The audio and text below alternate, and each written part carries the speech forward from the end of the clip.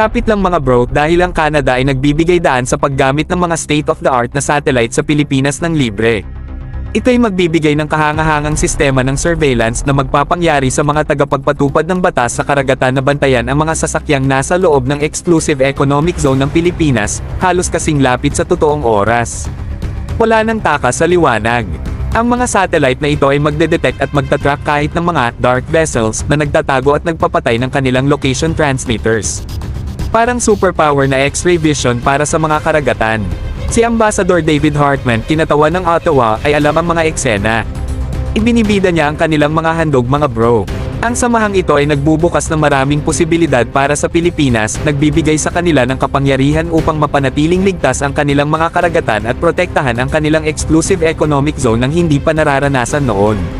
Pero teka, meron pang bonus. Hindi lang sa satellite assistance nagtatapos ang Canada. Mas nagpapakete sila sa pamamagitan ng pagpapadala ng kanilang matapang na Halifax-class frigate upang sumali sa Joint Philippines-US Naval Exercise na sama-sama, all together. Ito'y isang makasaysayang sandali mga bro. Mula 2 ng Oktubre hanggang 13, ang mga karagatan ng Timog Luzon ay saksi sa pinagsamang lakas ng dalawang bansa. Ito'y tanda ng pagkakaisa at samahan ng Canada at Pilipinas na nagkakapit-bisig upang palakasin ang kanilang mga kakayahan sa karagatan at magtayo ng matibay na mga samahan.